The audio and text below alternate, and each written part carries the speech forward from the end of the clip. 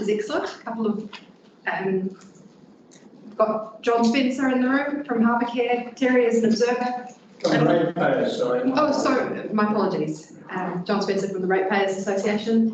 And we have Dennis who will get to run this public forum.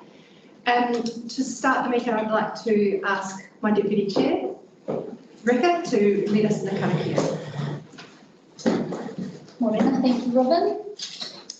Kia hora te marino, kia whakapapa honaru te moana. He huarahi mai tātou i te rangi nei. Aroha atu, aroha mai tātou i a tātou katoa. Huie tai. And just the translation for you all. May peace be widespread. May the sea be like greenstone, a pathway for us all this day. Let us show respect for each other, for one another, bind us all together. Thank you. Now, it looks like we have a full complement of the committee, but are there any apologies? Anybody need to leave early or anything? No? No apologies? Fantastic, in which case we'll move on to public forum. Dennis, thank you for joining us. I'd like to welcome you for your presentation for public forum now. Thank you. Yes, thank you. Kia ora, good morning, Chair and committee members, and thanks for the opportunity. Can you hear me okay? Yes. So look, Cyclone Gabriel taught us a harsh lesson. The time for complacency and delay is over. I applaud your renewed focus on climate change mitigation. I do urge you to shift gears from report writing to action with the urgency this climate crisis demands. Resources, both financial and in staff time, cannot be squandered on a multitude of plans when what we desperately need are concrete steps to reduce emissions and avoid the worst impacts of the crisis. I'm going to suggest a couple of streamlines and prioritisations. So please do not repeat the mistake made by Waikato Regional Council's Climate Action Committee, taking a year to produce a 48-page glossy climate roadmap strategy, which we then barely looked at. The Council's carbon promise, which is also gathering dust. A concise one-page strategy document outlining key objectives is all we need. Let's move quickly beyond words and focus on actions that measurably reduce emissions. Secondly, let's leverage existing work. The Shoreline Management Plan has already assessed most local climate risks. Partnering with WRC on their broader risk assessment makes strategic sense, saves valuable resources and avoids duplication. Council can contribute our district-specific climate risks, ensuring they're addressed comprehensively. Next, the issue of urgency. Remember IPCC's warning, global emissions must peak by 2025, and we need a 48% reduction by 2030. On this schedule in your agenda, Council will still be writing reports in 2025. Every report, every workshop, every delay pushes us closest to a tipping point. So we need immediate action, not more endless paperwork. And I remind you that nearly 5 years ago, Council was sued for inaction on climate, and 3 years ago, Karakia Climate Action provided a comprehensive emission reduction submission on the previous LTP. Here we are years later, we still do not have a commitment to specific and costed emission reduction actions. We have proposed plan writing, which may take another year, and it's 3 years before another LTP comes along. So I'm sorry, but this isn't even on the radar of the promised ambitious action. The good news is, in my opinion, it's not too late. The low-hanging fruit for council emission reduction is already identified in the 2 emission inventories the council has obtained, and in the submission John Lehman gave to your first meeting. Concrete emission reduction projects can still be included in the current LTP. So I'm saying commit to these immediate actions that make a tangible difference today, then work on further reductions as the emission reduction plan is developed. Adding a few Bs in a trial bus service is a good start, but it's not enough. So we need to dedicate real funding to ambitious projects with significant impact in which many ratepayer dollar savers. Powering council offices with renewable energy, retrofitting municipal buildings for efficiency. These are some of the bold steps that truly demonstrate leadership. True leadership isn't about glossy reports, it's about measurable progress. So let's demonstrate that the council is actively reducing emissions now, not just writing or talking about it. Then, with credibility, council can inspire the community to join in this critical fight. Thank you. I'm happy to answer any questions. Excellent. Thank you, Dennis. Are there any questions for Dennis? No, not yet. No, thank you, Dennis. I don't think we do have any questions, but just to... Oh, John's got a question. Sorry. Sorry, yeah, I'm having trouble raising my hand on the screen, Robin. Just put it up physically. We can see it in front of your face. That'd be good. Dennis, really, you've seen the first item on our agenda today, which is to endorse the climate change program. You consider that to be just more report writing and nothing? Well, in part. I mean, I understand the need for council to have plans, but I think, you know, I mentioned the mistake the Waikato Regional Council made to spend a whole year doing a strategy report that no one looked at. So by all means have a strategy, but don't spend years on it. Spend a few weeks. A one pager will do with some bullet points of what your key objectives are, and then get actually into the action. Similarly, you know, with the risk assessment, I mean, all that work's really been done by the Regional Council already. We can feed into that, but we don't really need another report of our own. And so the focus should be, if you are to have a plan, should be on the emission reduction plan. How do you, and you know, we spoke about that at the first meeting. How do you actually measurably reduce emissions, set some targets, get on with that work, put all the effort into that plan, and not so much on the other ones. Yeah. Yep. Look, I totally agree with you, Dennis. And when I read this report, I was hoping that it wasn't going to be, like you said, a year of paper writing with nothing substantial happening. So, how long? Who's the staff member there that's actually writing this report? Robin, do we know? We have Graham in the room, who wrote the report, who will be speaking to it. Okay. All right, maybe I'll ask some questions when he speaks to it. That'll be fine, because I do share the same concerns Dennis has just raised about spending money, not advancing anything substantial. We will be getting to that in a moment on the agenda. Yeah, thank you. Yeah, thanks for your question. No, great, and thank you, Dennis. And I certainly do look forward to your submission. I assume will be coming on the LTP as well. But thank you. There are no other questions.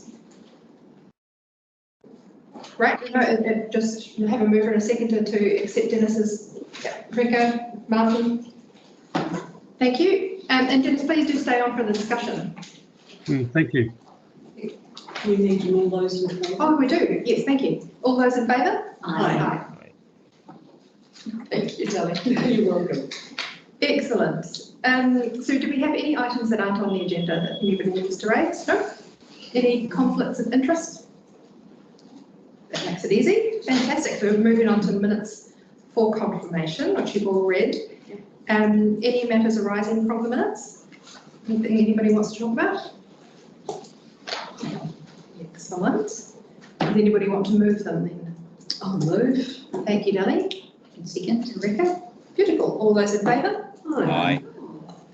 All right. Let's get you up here, Graham. Move on to item 2.1, the climate change program. So we've got Leslie, welcome. Graham, welcome.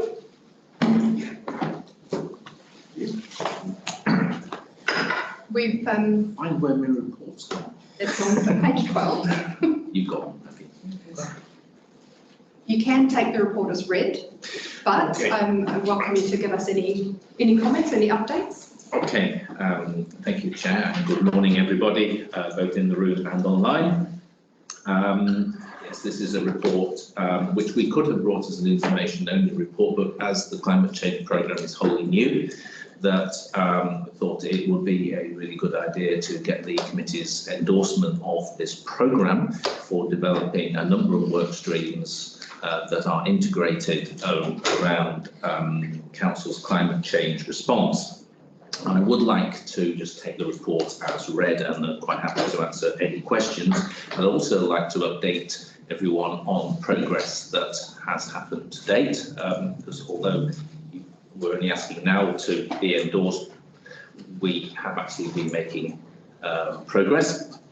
On the climate change strategy, the document is in a first draft. It's sort of more of a skeleton format. We've got some principles that we think Council might want to follow, and we'll be happy to workshop that with the whole of Council, probably at a workshop day next month. We have a number of focus areas under which there will be a number of objectives, and those objectives obviously will need to find ways of measuring performance and progress, and also any targets that we want to achieve. So that work is moving forward. On the climate change risk assessment, we are working off the information that we have from the Waikato Regional Council workbook on risks, and making sure that we're identifying all those risks that apply to Council. And filling in any gaps. We're not convinced that the Regional Council has got everything that is relevant to Council, to the district quite possibly, but we want to make sure that we've got a good Council lens over that. So that is going forward. In terms of the greenhouse gas emissions reduction, we have commissioned a new inventory for our greenhouse gas emissions for 2022-23. We're still collecting data from around Council for that. Obviously, there's been a slowdown of progress on that because of Christmas and New Year holiday time, but we're ramping that one back up now. So hopefully we're going to get that moving forward fairly soon, and we're also asking for, again, recommendations for where we can make efficiencies and reduce emissions, and what our roadmap might be for the years to 2030 particularly. And although that has been, as Mr. Tegg says, has been provided in the past, now we actually have someone in place, i.e. me, who can help take that forward and actually develop our action plan for reducing emissions. We have a communications and engagement strategy drafted now, so this is principally around looking how we can engage with staff and bring them up to speed and their level of understanding of the subjects as well, and that's something that we can also do for all of elected members to help you make good decisions in this space as well, from a sort of baseline of information that you all have. And in terms of networking, we're tied in with the Aotearoa Climate Adaptation Network, the Aotearoa Climate Change Network, both of which are national. Obviously quite a lot of crossover between those groups, but also two sub-regional networks. There's a sort of West Waikato one, which I've been,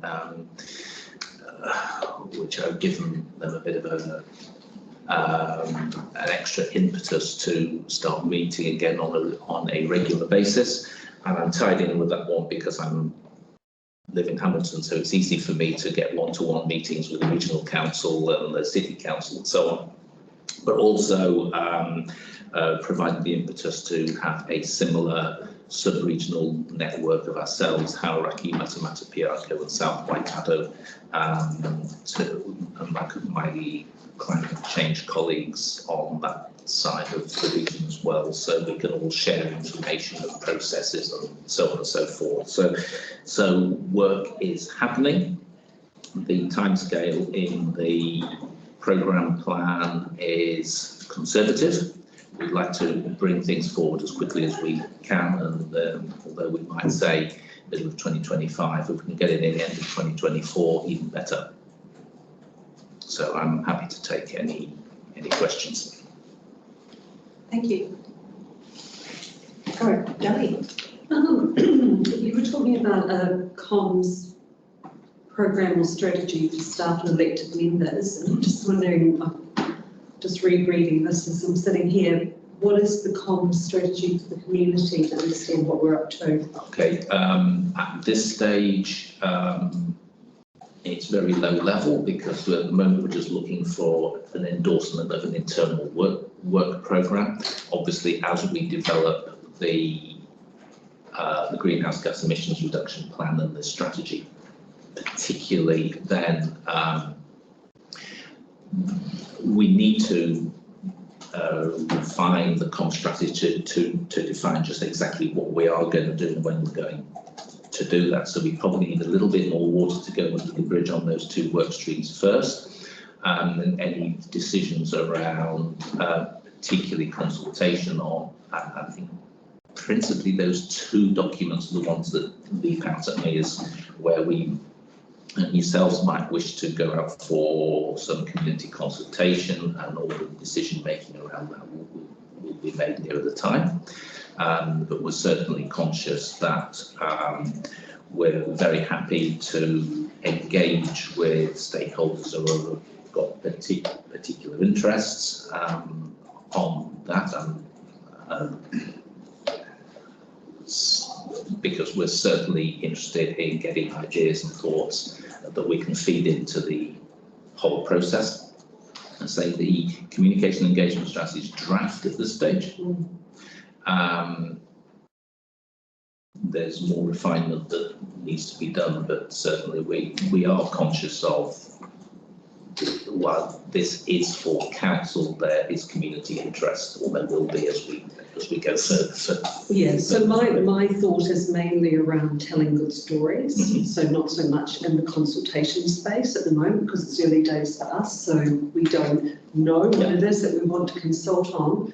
But I have seen in the media some pushback where the councillors, not our council, but another council, changing out all their vehicles and renewing their vehicles, or Whakatane had just spent 13 point something million on a new earthquake safe, passive solar, whatever sort of building. And I think if you're getting a little bit of a good story out there early on, it won't be surprises when we say that we're going to swap out our entire fleet for electric.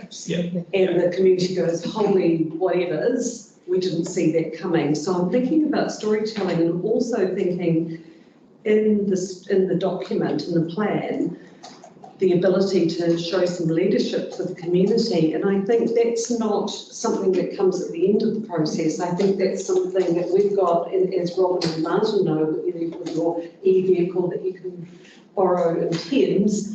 There are people with a lot of knowledge and a lot of skills who have already done amazing things that can be brought on board. Even if we're stumbling along in the early stages, bringing them in and having a chat, having a sustainability morning tea and talking to some of the wonderful people like Dennis T.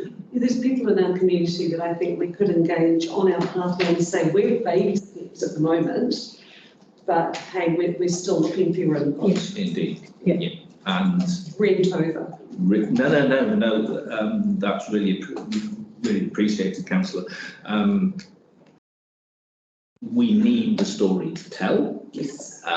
We're now at a story, and hopefully after this morning we really have the beginnings of the story. The beginnings of the story. Once we know more about our emissions inventory for the last financial year and ideas as to where we've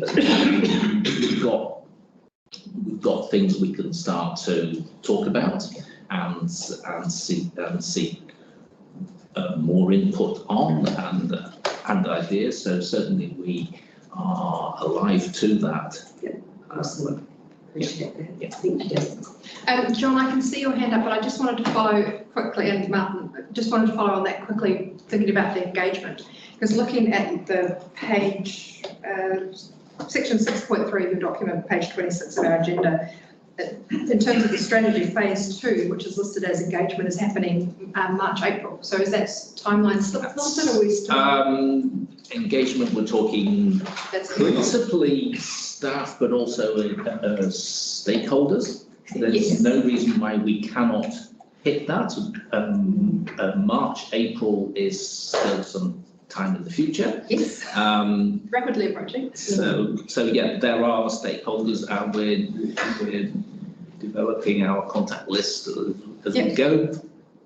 So the likes of Dennis Tegg, for example, quite happy to catch up with Dennis and John and so on, and pick their brains and so on and so forth. So Fantastic. and that's just so that, like you were saying about people in the community who have got experience, the same can be said around the staff in council, that their jobs might not be seen to cross over with this work because of what they're doing around council, but their personal information or their personal experience, their experience in other jobs, for example, might have some really good ideas to bring to the table. So we certainly want to engage wider. Fantastic. Good to hear that the time hasn't slipped already. John. Yeah, thanks, Robin. Hey, good morning, Graham and Leslie. I didn't see you sitting in the back of the room before, so my apologies.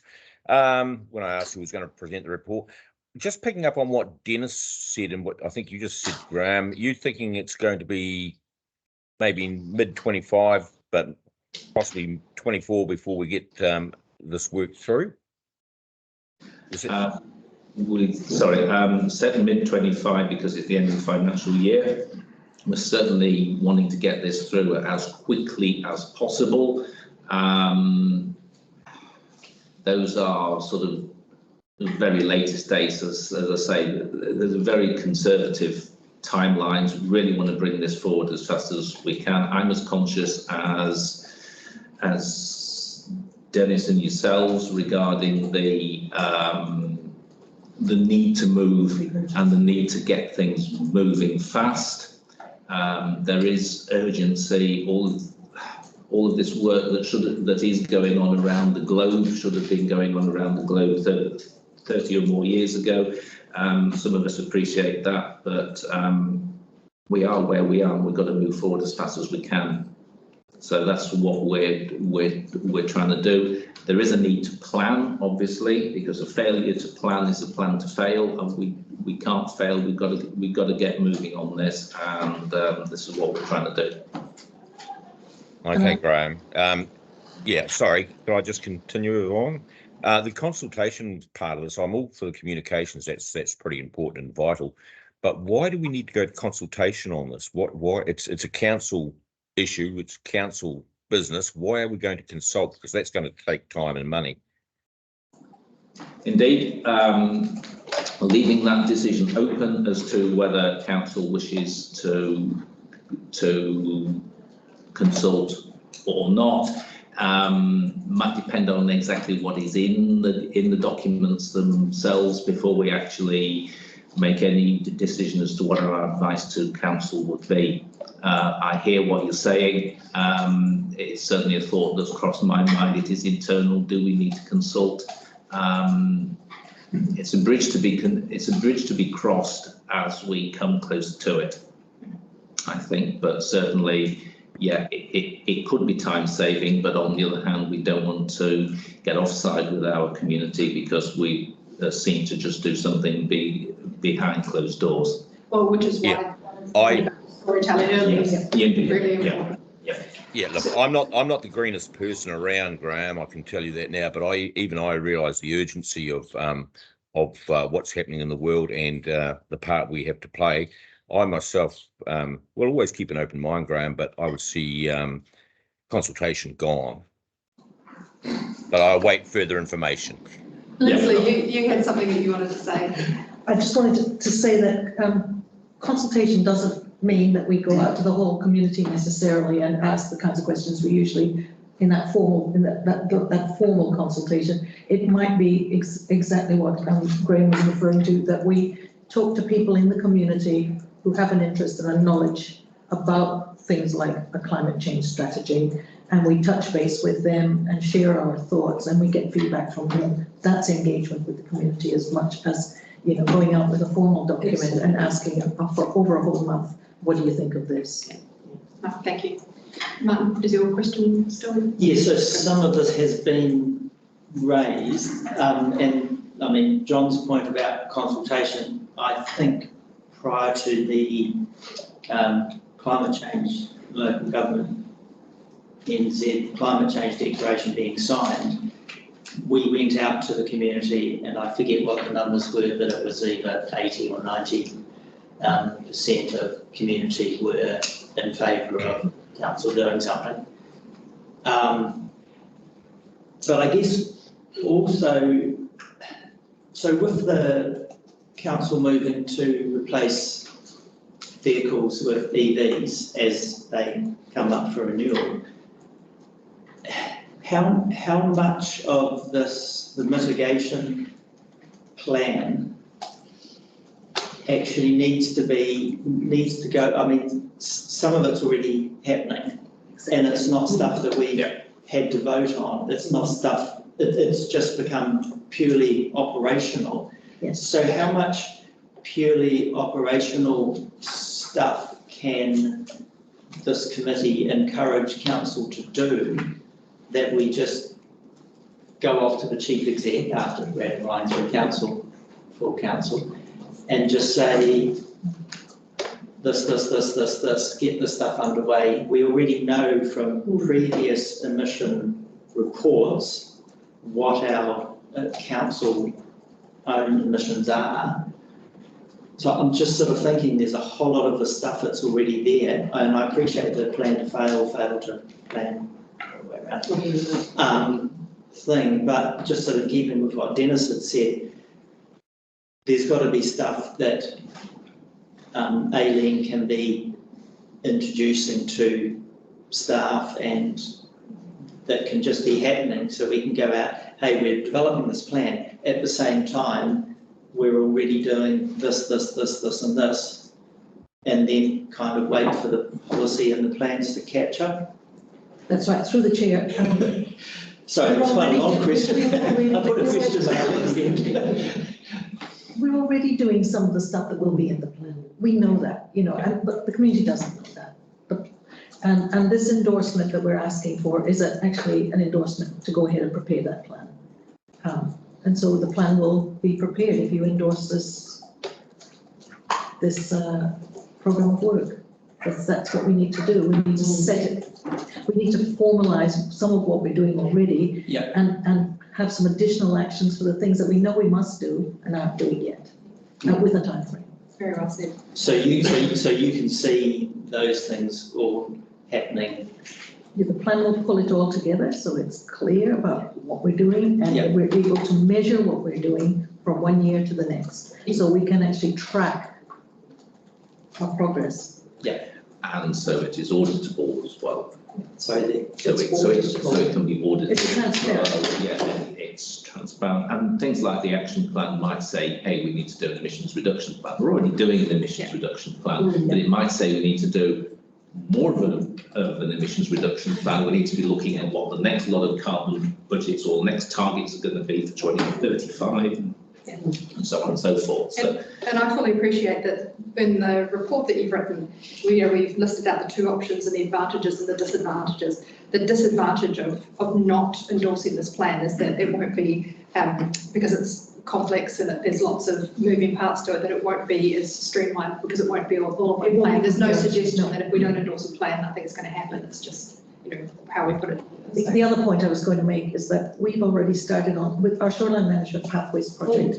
It's gone a long way towards addressing some of those issues, and so this program kind of we can integrate all of our work together into this program of work. Absolutely. So John's also got his hand up, and then Dylan.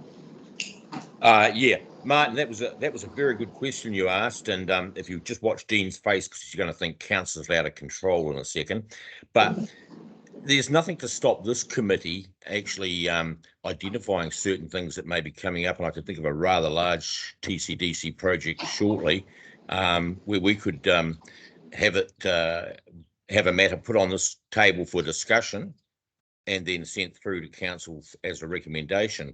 I'm thinking specifically of whatever we decide to do with the TCDC building, for example. So we could actually put something through this committee, Martin, discuss it and get it onto the council table before we have this strategy in place. Yeah. That was in the back of my mind too, John, and some of the pushback from the community in Whakatane that I was just reading yesterday or the day before. So my last two comments would be that this isn't siloed and it's across the institution of council, and I know what it's like having worked with schools trying to get interdepartmental buy-in and have an overlay that influences every level of what you're doing. And my favourite rant, having worked for UNESCO, is that the SDGs, the Sustainable Development Goals, might be an influencing document as well, which I've seen at LGNZ level, other councils talking about the SDGs. Yeah. A word of caution, there's this personal word of caution, is that we don't use Sustainable Development Goals as a term, because they've been read rag to certain parts of the community. Oh, you don't need to refer to them in other councils, yeah, but incorporate them. we incorporate them as what they are trying to achieve without actually using that term that seems to get conspiracists. That doesn't upset me. Rather too interested in what the council's up to. No, excellent. I mean, I've enjoyed the way this conversation has gone around, and we've touched on lots of different points, but I feel like maybe everybody who's had something to say has said it. So I'm absolutely 100% prepared to receive the report from the chair and to endorse it from the chair. Do I have a seconder? Yes. Everybody's putting their hands up. Deli, thank you very much. So all those in favour? Aye. Thank you so much. Thank you. I appreciate that. Yeah, it's good. Feels very positive.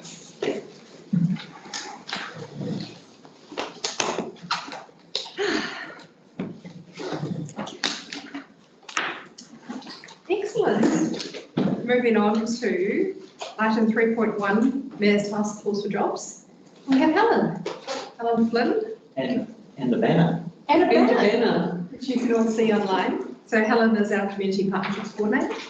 Hi Helen, welcome. Morena, thank you very much. Yes, very excited about the new branding for our Mayor's Taskforce for Jobs.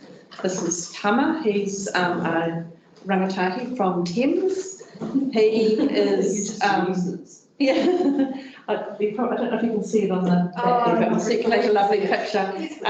But I just, yeah, with Tama, he's quite disadvantaged in the labour market and has managed, he's now been working for over for most of this year for recovery projects with Doc at Fletcher's Bay, and is now at the Parakaraki nursery. So he looks stoked with life, doesn't he? He does, and this is our growing our local workforce, our new branding. So thank you for the opportunity to display it.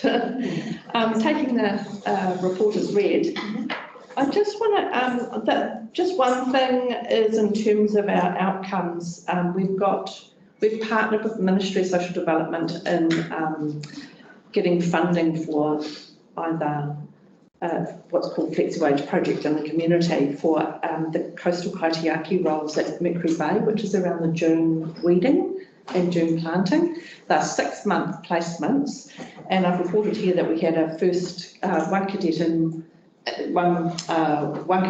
employed with another one that we were looking at placing.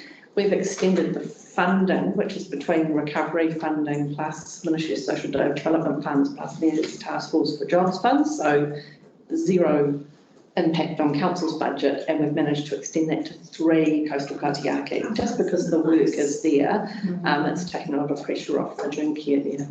And is that all in the Mercury Bay area, or is that across the district? It's across that eastern seaboard, but the focus is the Mercury Bay sand dunes up to, Lake Kortunu as well. They're doing some work. So that the area that was really damaged with Cyclone Gabriel, and the project's about weeding the plants so they don't die, basically. So great project. So in terms of council putting, we're now going to be up to 4 Mayor's Taskforce jobs placements at 6 months, and the intention is after those 6 months that we help them into more permanent work with those placements. Great. I think that was the only comment or update on the Mayor's Taskforce for Jobs report. It's good to have some good news. Martin, you have a question? So if you could whip your crystal ball out, obviously we're all aware that we have a new coalition government who potentially may well be cutting social development budgets. One imagines that there's initiatives that are happening such as that the nursery will continue regardless because they've got started, they've got the workforce. But is there danger of any of the other programs and pieces of work running out of money for the next year? Mayor's Taskforce for Jobs is a 2-year contract, so we already know, although that amount is diminished for next year, so we've got to still produce the same number of outcomes, but on a diminished amount of money. So that's we already have that 2nd year confirmed in place. Yeah. But I think the success of the program, so in terms of the amount of money the Ministry of Social Development are putting into this program, they're getting incredibly good outcomes. Right, so you're saying showing that outcomes gives it it's not just some, we might do this in the future, it's bums on jobs kind of thing. But we've got quite a few placements and outcomes. I don't they call them outcomes. But yes, I think this is definitely in the short, in the next year or two, this is reasonably secure because of the success of the program and the lobbying, and the mayors are fully behind this. I meet with me regularly. Thank you. Excellent. And the conference in Wellington attended by all around the country, presumably. There's 38 different councils, so it's mostly the rural councils or smaller councils that are involved, and so it will be a great opportunity. There's 4 of us going, one from Ngāti one from VTAL, plus myself and Rachel in the Mayor's Taskforce for Jobs program here, and to learn that best practice. Really looking forward to it. Well, and to share our good news stories. So yes, thank you. Our focus is so different because we contract out with a lot with iwi, so Ngāti Hei, Ngāti Maru, Harakiri group. So it's a slightly different way of working. So it's showcasing what we're doing as well. Nice. Rebecca? And just the Careers Roadshow. I mean, I just attended the one that was in Mercury Bay late last year, which was really, really good. Again, do you sort of get to attract not just the big standard sort of universities and polytechs and things that come out, but more roles and things or opportunities in the rural sector? Is it a well-attended? The attendance this time is going to be better and bigger than last year, both by the stall holders, plus also the schools. There was a secondary school competition running at that time frame last year, which, because it was short notice, was probably why we were able to grab that week. This time, I've been around and talked to the principals and careers staff from each of the schools and asked them, knowing your students, what sort of career pathways are they interested in? And following up on that, we've got providers like UB and different more niche tertiary education providers based on that feedback. But the other thing is engaging with our business associations and local businesses to try and get local businesses that either have current vacancies or want to promote career pathways to keep locals employed locally. So we're getting those businesses, a few of those businesses along as well. So yeah, a bit more time to plan into this one. Again, the problem will be going forward, sustainability of funding, because this is 100% funded by recovery. Going forward, it will be Mayor's Taskforce for Jobs that we would have been trying to get the funding for it, but so we'll see how we go with that. Thank you. And I believe that the dates for those were in our most recent councillor, elected member update, so we encourage everybody to go along to them because they're fantastic.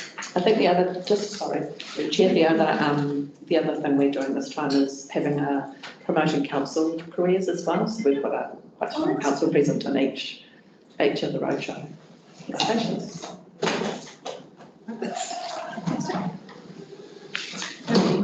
If no more questions, then would anybody like to move that we receive this report? Rika has. Oh, Seconder? Martin can do it. No, all in favour? Aye. Thank you, John. Marvellous, Helen. Thank you, Helen. That's very good. Oh, and you're with us for the next bit as well. Fantastic. Joined by Stephen as well. And before you start, I have to say, I am the person who loves a good infographic. So anytime anyone does it, I seriously do. True. Yeah, it is, like nerdy love an infographic, so thank you for that. Excellent. So now we're talking about recovery plan information update. Got Helen and Stephen Tanner, our recovery manager. We've read the report. We've loved the infographics. Is there anything to add or? Very happy to answer any questions, Chair. And not everyone likes infographics. So some people think we're too busy. Oh, no. I think we're great. Thank you, Steve. Oh, well, I've just got a quick question, but two questions actually from the infographic. So the Thames Holiday Program, which seems very exciting. I saw lots of promotion about that in the channels that I go to. On your infographic, it says between 25 and 55 children are registered. And any updates about, because that program has now been completed, and were those numbers realistic to what actually, did the registrations turn into actual children? Absolutely. So Fantastic. the registrations closed before the holiday program commenced. So between 25 and 55 on a particular day, you might have had 25 as the lowest numbers, and on the busiest day, 55. The feedback from parents was, you know, what a lifesaver. I know council staff whose children attended, who just had no other options. So, thank goodness for those organisations standing up. This is a one-off. It's recovery focused, and but there is the follow-on from that is working with Ministry of Social Development who run the Oscar program to try and see, well, this is obviously a need. What can we get going in Thames? A similar program runs in Whitianga, so it's trying to put that something like that in place in Thames. And no, absolutely agree. And just another one of the infographic above about the Thames Coromandel connective bus. We've now had an extra 3 weeks since the 95 passenger trips, and that week's the 14th of January. Any updates about how many people have caught it in the last couple of weeks? So up to 27th of January was another 95. So great. It's plateaued out. Yep. And that, although we put it in place before Christmas to try and cover a gap in terms of getting tourists to and from Coromandel, it tends to be, well, it's not collected data, but subjectively, the passengers are locals travelling for the reasons we put it in place initially, which was fantastic. Visiting whānau and house visits and, you know, doing their shopping. So the good news was we've introduced the 5 bus stops en route, and that started yesterday. Yes, very excited. I'm sorry, Rika and then John. Okay, thank you. There's a comment in here in your update around Cathedral Cove and DOC in collaboration with Ngāti Hei and operators creating an alternative visitor experience. Were we or council directly involved in that? No, the Mayor is undertaken what I'd describe as a kind of a civic leadership role where people have been asking the Mayor to raise issues with government. There are a couple of unofficial ministerial visits to Cathedral Cove in early January. So we know that Minister Portaka, he's got conservation. He made an unofficial visit to the Cove and met with locals and business leaders, and the Mayor was part of that. And I think there was also an unofficial visit from Minister Matt Ducey, who's got tourism portfolio, and he also made an unofficial visit to the Cove.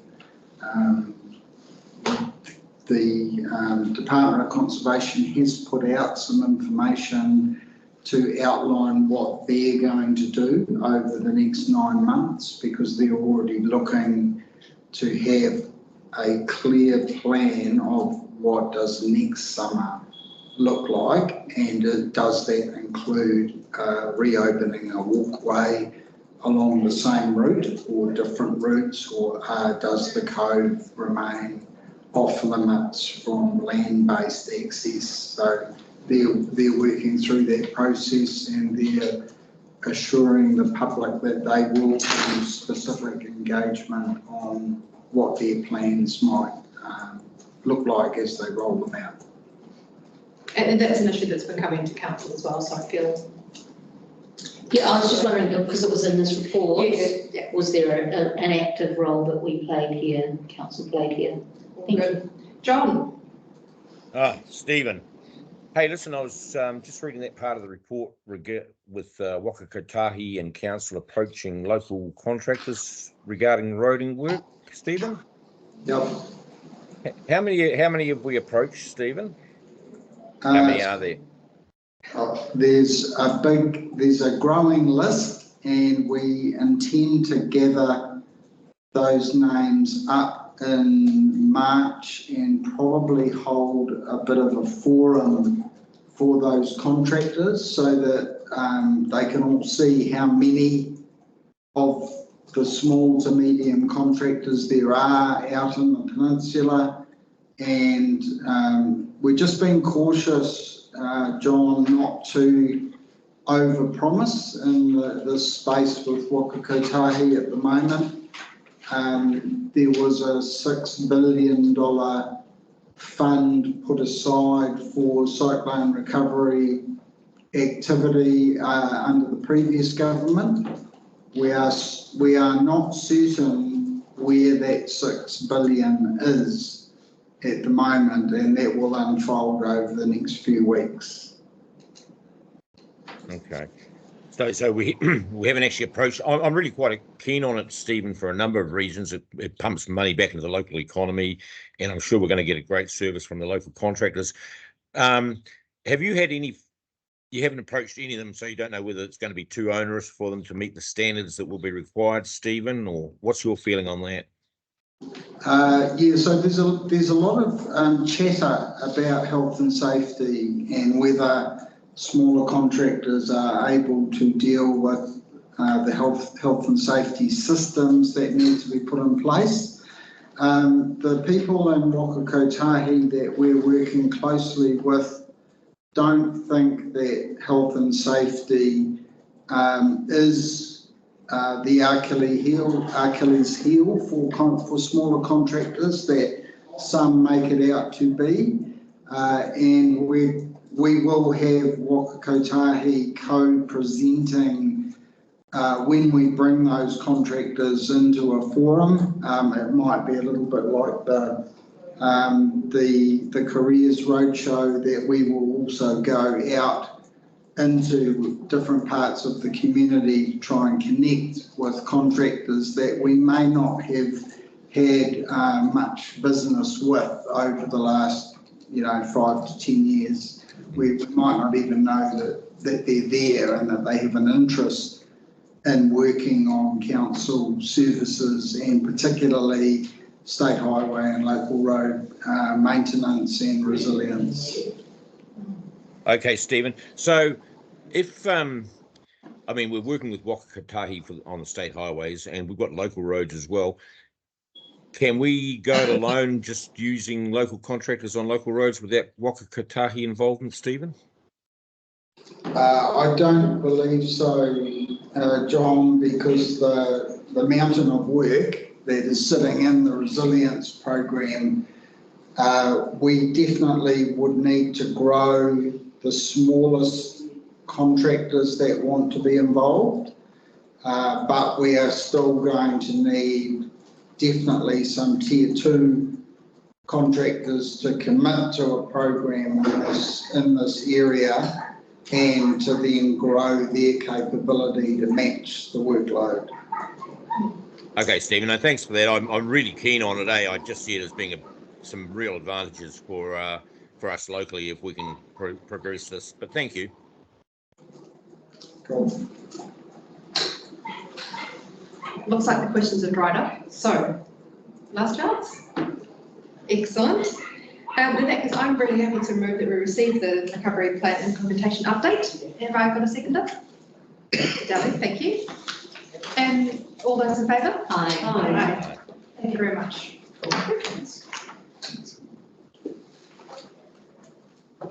Right. We've got you, Kirsten. You're up next.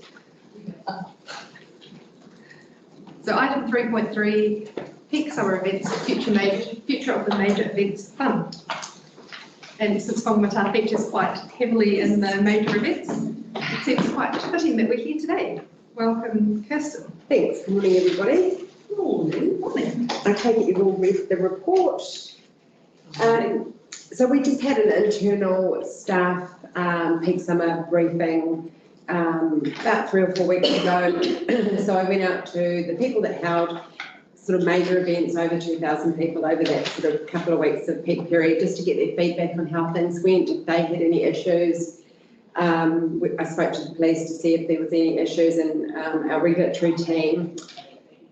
I've just included a snippet of the feedback that's come back from some of the event organisers, and there's a few things that council can work on, but I'll be working with the relevant people, the parks team and area managers, etc., going forward to try and get some of these things tidied up. But all in all, we had a really successful peak period for events. Everything ran smoothly.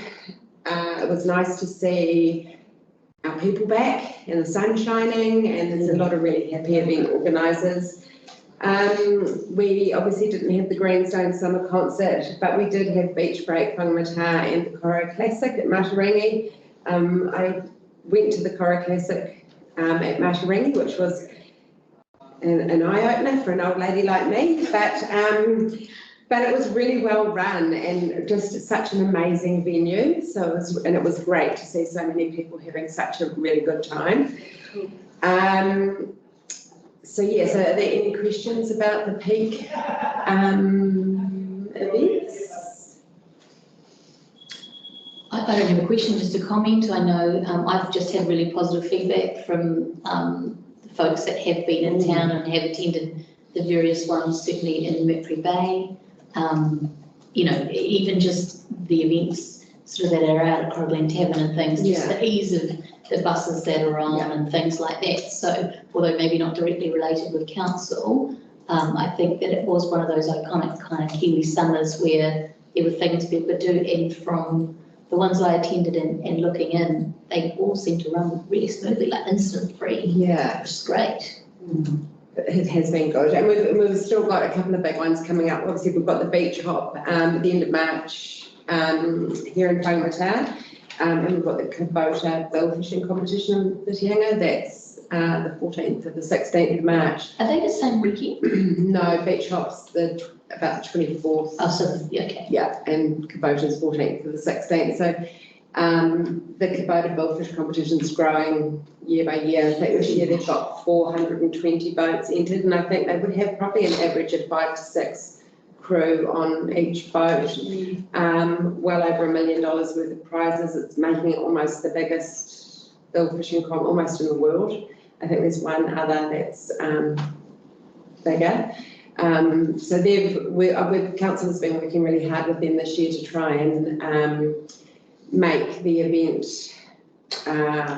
work a little bit better than it has in the past. I guess they're now utilising the marinas land where the Scallop Festival is to alleviate congestion, and because the Game Fishing Club is quite a small sort of area. So they're really open to growing it. They want to make it more of a festival type event and get the community more involved and have activities for families and women, so whole families can come to it. So yeah, watch the space. That could be something really good for our district. And And the other little bit of my report is just really around the major event fund. So that, I believe that is going to be managed by your committee going forward. And that is the feedback I've received, yeah. So the fund, there's a proposal in the LTP to have a fund of $50,000, which will be renamed as the District Event Fund. And we will have it open for the entire year so people can send in an expression of interest to apply for the funding, which is what they've done in the past. But we will bring those applications through to your committee for sign-off. So they'll be assessed internally on a, you know, how much revenue will they bring to our district and how many visitor nights, etc. And then that will come back to you guys for final decision before payment. So does that criteria already exist in terms of, is there waiting for how many visitor nights or anything? I just look at the expertise. It's a work in progress. Okay, good. But a lot of it will be built around the outcomes that count, like council's outcomes. And Rose Ward is doing a report that'll come to council around grants and funding, etc. And that criteria will be in that report that Rose brings to you. And off the top of my head, I think that's about April or May that report will come to you. So the first time this committee would see something wouldn't be until after the long-term plan has been adopted? That's correct. Okay. Yeah. Martin, did you have a question? Yes, please. Yes, so just going back to the list of events. And I realise the Wings and Wheels and Thames was probably after or just at about the time that you were sending the report, but have you had any feedback or anything from that particular event? I haven't met with the event organisers yet. I'm catching up with Sue and Mary next Tuesday when I'm in Thames. Okay. The only feedback I've had has been roading related. Yep. So we will have a debrief. As in none of these events we haven't had a debrief meeting with all of our regulatory staff and everything yet. Oh, okay. So I think next week we've got the first run with Whangamata, so that'll look at all the events with regulatory and things in the police that sort of happened here, and then we will have, you know, for the larger events there will be individuals for meetings with those people. Because I mean the Thames, I've had really positive feedback about the event and how successful it was, so it would be great to see that continue. But I haven't had a debrief with them as yet. And I mean, as you point out here, these were sort of a snapshot of talking to event organisers rather than presumably rather than a more formal. Exactly. Yeah. Okay. Dolly? Putting you on the spot, Kirsten, sorry. As we sort of look at our economic development and our destination Karakia, Coromandel, all of the things that go into the mix, is 50,000 enough? And if it was more, do you think we'd have more events? And I know it's a little bit of crystal ball. Like, is the whole 50,000 subscribed to? So currently, because we've had no event fund at all for the last couple of years, and Destination Karakia Coromandel have been managing a fund from MB, which was oversubscribed to. So to continue, so I think looking at the 50,000, it will be more used to seed fund events, to give them a hand up to say, you know, what else can council do to assist you with your marketing, and lots of in-kind support. And there will be, you know, we could give them a small portion of funding. $50,000 isn't a lot of money, and I'm just thinking back to the Greenstone concert when they first sort of came to Whitianga because of safety reasons. They applied and we approved to use some of the major event fund to pay for their buses.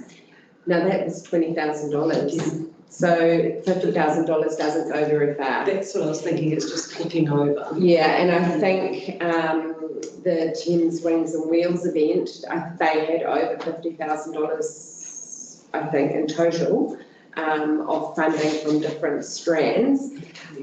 So it does get used pretty quick. Good to know. Yeah, absolutely. Martin? Yeah, just following up on that. So, you and several staff members from council were extremely helpful with the Steampunk Festival. But that was, yeah, I mean, that wasn't sort of so much money from the fund event, but it was event fund, but it was more, you know, that helping out in kind and saying, okay, yeah, well, you do have to have this liquor license, and these are the noise things, and presumably that isn't included in the 50,000. The 50,000 is, here's a check for a few $1,000s for whatever. Yeah, so you tell us what you need it for, so you might say, I need some help to cover the toilet cost, and it's $12,000. Yeah. You would have to provide us, you know, an invoice to say that you'd spent that money on, you know, decorations, and you'd spent that money on that particular thing. And yeah, and just to also follow on from that, but presumably there's enough staff resource to be able to do that in kind, and the helping out, the sitting down with organisers.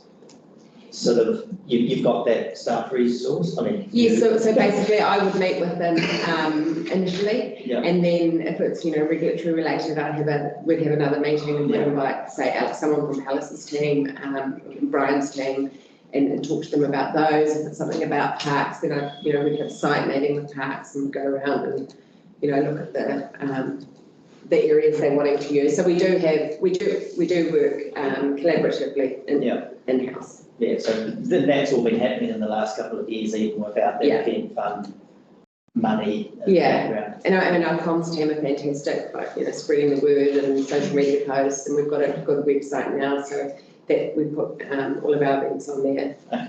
Thank you. But if you want to give me more than 50,000. Well, I'm just saying. That's not our delegated authority. We should. I'm sure it will be discussed in that long-term plan operation. Rebecca. So Greenstone will be back in Whitianga next year? Yes, so Greenstone have signed a contract for another 10 years, starting from next year. So I'm trying to get a meeting with Lorenzo, who's doing some work in, I was going to say Bruce's team, and our projects team, because he's overseeing that project. So just the sheriff got I'd like to get a bit more of a handle on how that's coming along, and I can report back to you guys and let you know if that's something you want to know. Yeah, that'd be great. But yeah, they have signed a contract to come back, and it'll be they're looking at bringing it back to anniversary weekend. Yeah, and hopefully on that new site. Yeah, perfect. Awesome. Thank you. That's all. Do I have a mover and a seconder for this to receive the report? Yep. Deli and Rika, perfect. All those in favour? Aye. Aye. Thank you, Jason. Thanks. We are just going to have a quick 5-minute break. So it's 11:02. We'll be back at 11:07, hopefully. Things being cool. Does anybody want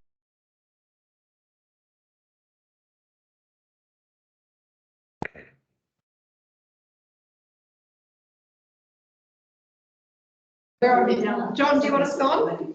Oh, he's gone.